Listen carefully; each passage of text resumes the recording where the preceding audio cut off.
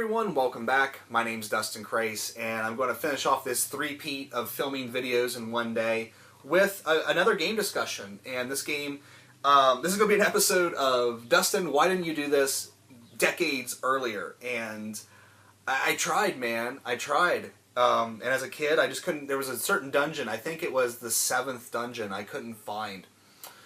And then I grew up, and I got the internet, and I should have downloaded a guide and went back to it, but I just never did. But I just finished Pandora's Tower and was looking for something else to play, and I was like, let's go back and beat the original Legend of Zelda, and I just beat it not too long ago. And this is not going to be a really in-depth game discussion. I think everyone knows what the original Legend of Zelda is, but it's going to be just kind of a brief, fast and loose discussion. But mainly the thing I want to get across in this is you don't realize what a masterpiece this really was until you've played some modern games, especially modern Zeldas, and then you go back and play this. And I was amazed. I was sitting there like, they really haven't done anything. The only real innovation they've done to Zelda games in like the last decade, the last, I don't know how many years since this came out, almost 30 years.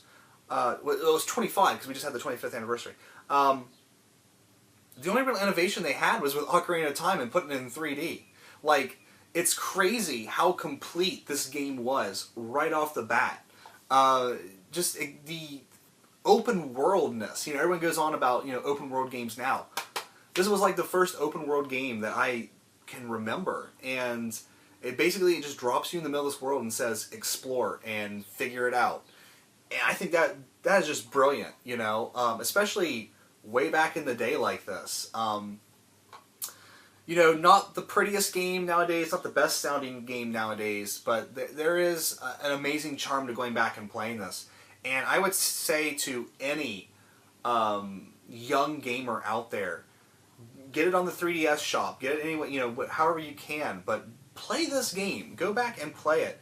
And, because, I was having, I don't remember what number, I think it is Dungeon 7, the snake. I threw my controller. I'm a 30-year-old man, and I threw my controller trying to beat that level, because all those, the wizards that cast the spells and the likes kept eating my shield, and it's like, ugh! Anytime you die in this game, it really sets you back, because rupees are hard to get a hold of, so any modern-day gamer out there, young gamer who wants to cut their teeth on something kind of challenging, get this game and play it. Of course, I didn't play it like I was supposed to. I used the guide to sort of help me get me through some things. But just put this in and play it like we played it back in the day. No guides, no nothing. See how far you can get. It's a challenging game. Not so much in like actual gameplay challenge, but just figuring out where you're supposed to go and trying to find the hidden stuff. Especially some of those later dungeons they're harder to find than they are actually to complete.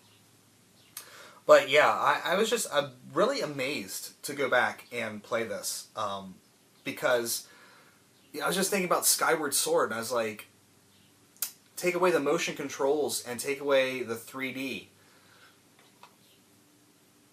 It hasn't changed all that much. It really has not. So for a game developer to really knock it out of the park on the first attempt, of course there's refinements. Link to the Past takes this and basically does it better, but just to see, because when I think about other older games like this, I think about like Dragon Warrior 1 as opposed to like Dragon Warrior 4.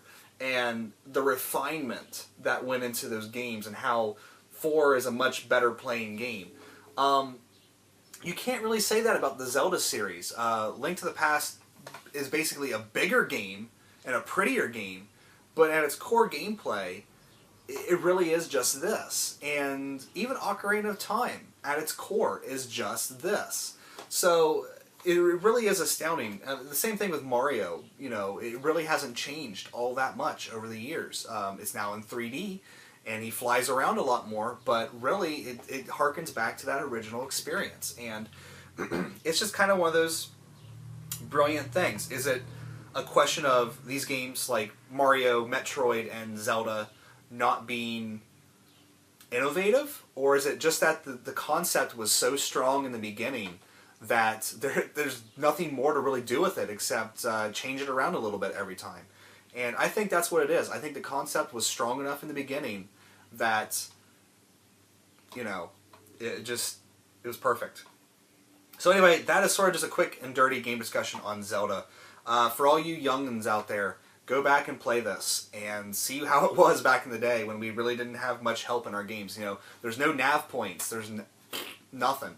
You have to figure it out for yourself. So, and then of course when you get stuck, look up a guide and finish the game. So, anyway, guys, that is it for this game discussion. I want to thank you so much for watching. Take care. I will see you next time.